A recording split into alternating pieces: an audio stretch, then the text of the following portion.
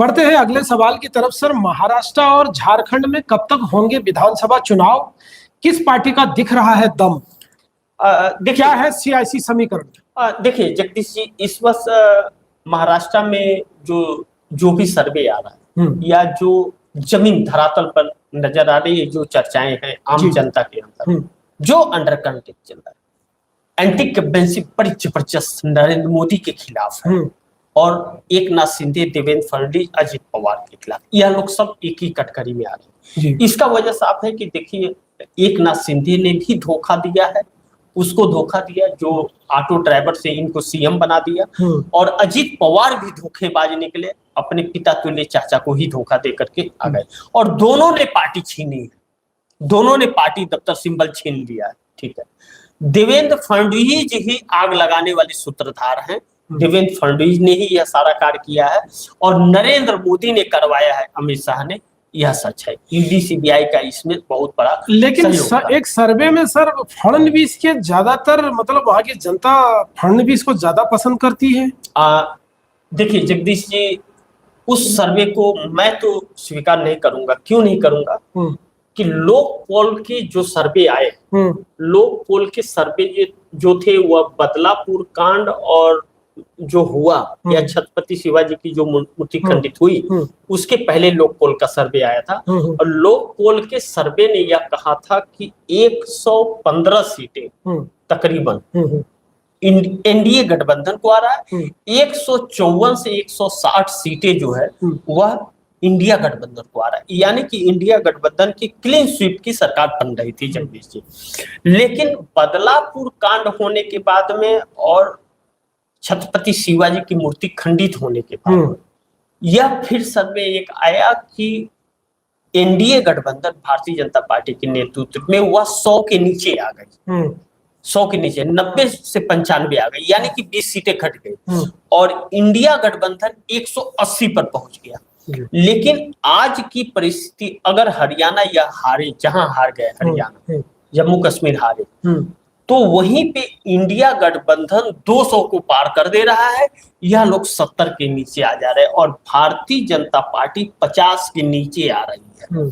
यानी कि एक नाथ शिंदे, अजित पवार, राज ठाकरे या अम्बेडकर, यह लोग जो है नेतली या सब मिला करके, सब मिला उला करके यह 30 सीटों के आसपास सिमट रहे हैं और भारतीय जनता पार्टी 40 से 45 सीटों के आसपास सिमट रही, जबकि भारतीय जनता पार्टी का इस वक्त 103 सीट है भाजपा के पास में, लेकिन 103 से वह 40-45 पे सिमट रही है महाराष्ट्र के अंदर। और देखिए, यह तो राजनीति है जगदीश जी की, जब वोट डालने के समय क्या लोगों का मूड आता है, समय परिवर्तन 1 सेकंड में लोगों का हो जाता है कि वोट देने वाला भी नहीं देता है।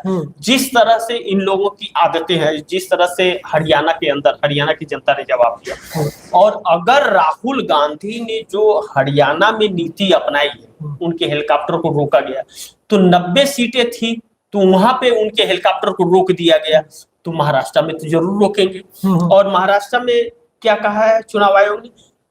हर किसी का हेलीकॉप्टर चेक होगा, हर किसी का हेलीकॉप्टर चेक होगा। तो क्या सीएम एक नाथ शिंदे का चेक होगा, अजित पवार का चेक होगा, मोदी का चेक होगा, शाह का चेक होगा, देवेंद्र फडणवीस का चेक होगा? उन लोगों का नहीं होगा, वह विपक्षी दलों का होगा, क्योंकि चुनाव आयोग बेईमान है, चुनाव आयोग ईमानदार नहीं है। अगर ईमानदार होता तो 2019 में इसकी विश्वसनीयता 57% थी, आज 25% के आसपास है, 20 से 25 का है।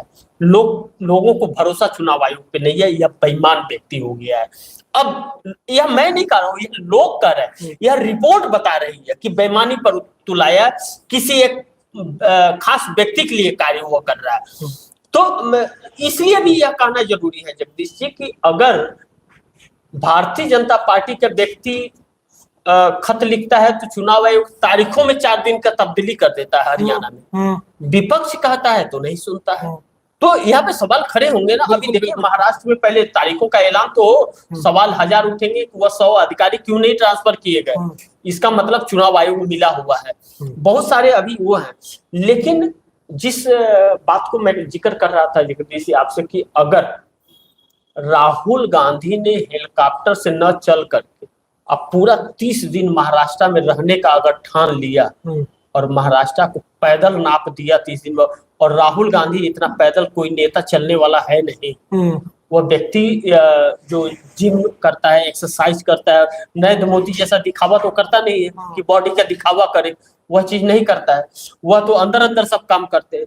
तो अगर उन्होंने ठान लिया कि मैं पैदल ही नाप लूंगा महाराष्ट्र को, तब भारतीय जनता पार्टी एक एक सीट के लिए तरस जाएगी। और आरएसएस को यही डर सता रहा है। और देखिए, राहुल गांधी को भाजपा स्वयं मौका दे रही है।